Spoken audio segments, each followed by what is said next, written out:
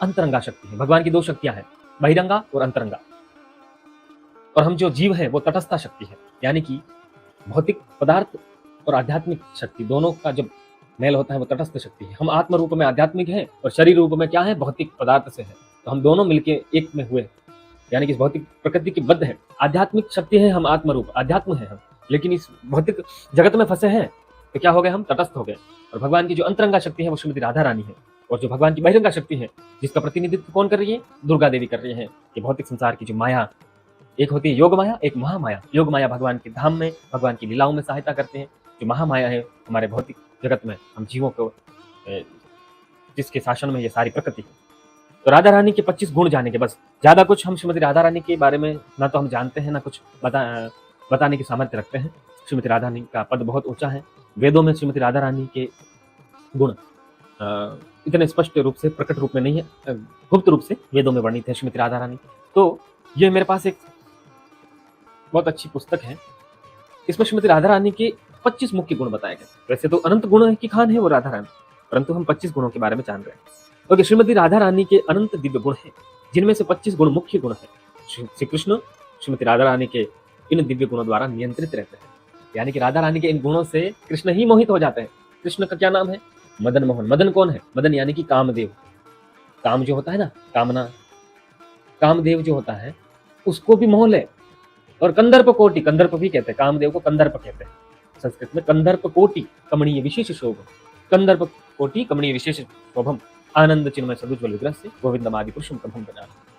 कि कोटि कामदेव भी भगवान श्री कृष्ण की सुंदरता को देखकर मोहित होकर मूर्छित हो जाते हैं। ऐसे कृष्ण को भी मूर्छित करने वाली श्रीमती राधा रानी, यानी कि भगवान श्री कृष्ण मदन मोहन हुए, यानी कि मदन यानी कामदेव, कामदेव को भी मोहित करने वाले मदन मोहन, मदन को मोहित करना यानी मदन मोहन हुए, और मदन मोहन को भी मोहित करने वाली मदन मोहन मोहिनी। इस प्रकार श्रीमती राधा रानी कृष्ण को भी अपने वश में कर लेती हैं। और क्या है श्रीमती राधा रानी के मुख्य गुण, पहला है मधुरा। मधुरा यानी कि मीठा, वे अत्यंत मधुर स्वभाव वाले हैं, उनका स्वभाव मधुर है, किसी को चुभेगा नहीं, बहुत आकर्षक है। ठीक है। दूसरा है नववया, यानी कि यौवन संपन्ना, वे सर्वदा नव यौवन पूर्ण है, उनकी शरीर में ऐसे ढलता नहीं। और भगवान भी नव यौवन है, भगवान भी जब इस धरा पर थे 125 वर्ष तक वो इस धरा धाम पर रहे थे, फिर भी वो कुरुक्षेत्र के युद्ध स्थल में वो लगभग 100 वर्ष के थे।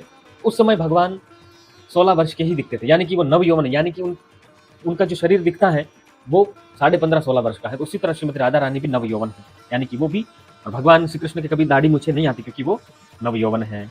और तीसरा गुण है चंचल नयन, विशिष्टता, उनकी आंखें बहुत चंचल है, इधर उधर बहुत चंचल है, ये भी एक विचित्र गुण है।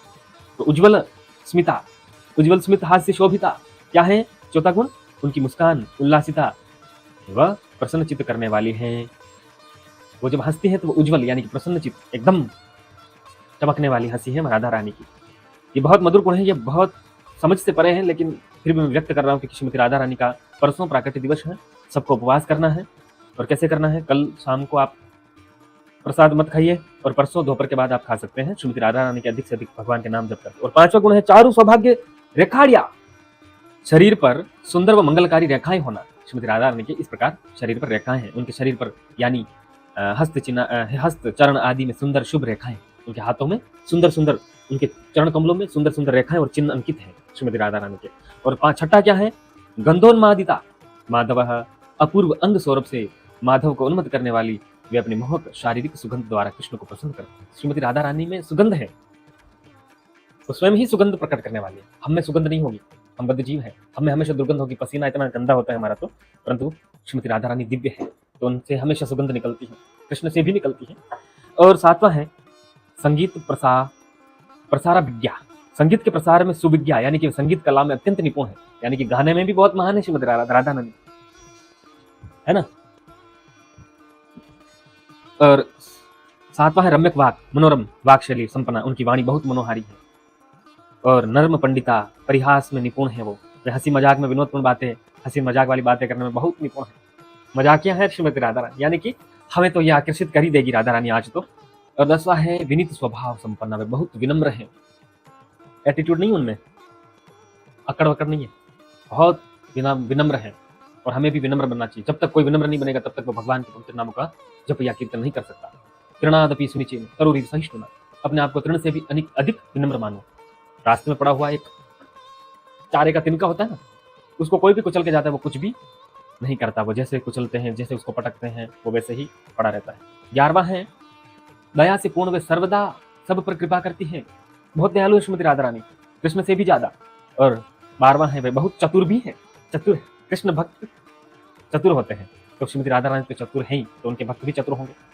और अपना कर्तव्य निभाने में वे निपुण है, वे अपना कर्तव्य पूरा करने में बहुत निपुण है, यानी कि वो सही सही से निभाती है, कोई त्रुटि नहीं करती है। लज्जाशील, संकोची, यानी कि उनमें शर्म लाज भी है, ऐसे स्वाभाविक है। वे गुणों से ऐसे गुणों से पूर्ण है। वे आदरणीय यानी कि मर्यादा में भी रहती है। ये तथाकथित लड़कियां जो राधा बनती रहती है ना, तो उनसे ये सब थोड़े ये गुण समझ लेना चाहिए कि कैसी होती है श्रीमती राधा रानी। तो भगवान कृष्ण के ये स्वरूप बनाना, ये सब नाच के ये ढोंग वगैरह करना, ये सब अलाउ नहीं करना चाहिए, सब ठीक नहीं है। और आगे क्या है, शांत स्वभाव, वे सदैव धैर्यपूर्वक रहती है, शांत रहती है। और गंभीर शालिनी, वे गंभीर, सदा गंभीर भी रहती है। और विलास निपुण, वे जीवन का आनंद उठाने में निपुण है। और महाभाव प्राप्त, वे प्रेम आनंद भाव के सर्वोच्च स्तर पर स्थित है। बड़े बड़े ऋषि मुनि, इस दुनिया में सबसे महान भक्त कोई है तो वो श्रीमती राधा रानी है। राधा रानी से बढ़कर कोई भगवान को प्रिय नहीं, उनसे बढ़कर कोई हो ही नहीं सकता, यानी कि गोपियों का प्रेम सबसे उच्च है। और 20वां है, प्रेम की प्रकाष्ठा में स्थित, वे दिव्य प्रेम के सर्वोच्च स्तर पर अधिष्ठाता है।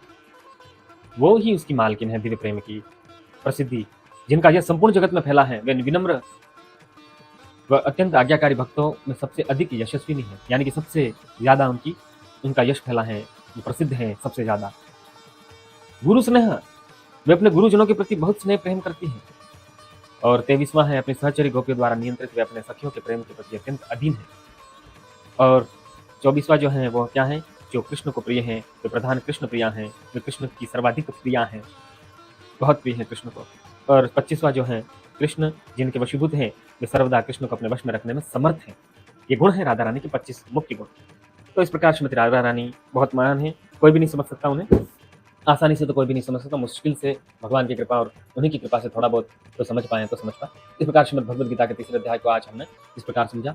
काफ़ी मैंने पीछे वीडियो भी बनाया और इसमें 40 मिनट का वीडियो लॉस हो गया, जब मैंने देखा तो मैं रिपीट, मेरा समय ज़्यादा हो गया। थैंक यू वेरी मच, बहुत बहुत धन्यवाद।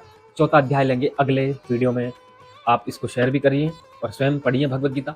और स्वयं आप मेरे साथ साथ में अगर आप पढ़ेंगे, अध्ययन करेंगे तो आपके लिए बहुत आसान होगा समझना, ठीक है। और धीरे धीरे आप प्रगति करेंगे और दूसरों को जप करने के लिए प्रेरित करें और स्वयं भी जप कीजिए।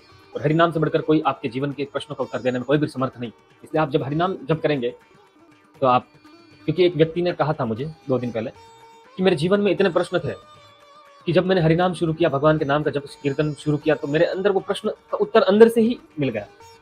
अब कैसे मिला वो वही जाने पर मिल गया। उसी प्रकार हमारे जीवन में जितनी उलझने हैं, हमारे प्रश्न हैं, भगवान सब कुछ अंदर से सब कुछ रास्ता दिखाएंगे। तो भगवद गीता पढ़ना है, भगवान को भोग लगा के खाना है, नाम जप करना है और सुनना भी है, भगवान का कीर्तन वगैरह करना है। ये सिंपल कुछ चीजें हम शुरू कर लेते हैं तो हमारा जीवन सफल हो जाएगा और हम सारी चिंताओं से मुक्त हो जाएंगे। इस प्रकार हम अपना जीवन सुव्यवस्थित बना पाएंगे और अपने को सकाम कर्मों से भी बाहर निकालना है, ऊपर उठाना है। और निष्काम कर्म बुद्धि योग के द्वारा भी हम समझ सकते हैं और सीधे भक्ति में लग करके भी हम समझ सकते हैं। इस प्रकार भगवद गीता को हम लगातार हमें पढ़ते रहना चाहिए। Thank you very much. Hare Krishna, बहुत बहुत धन्यवाद।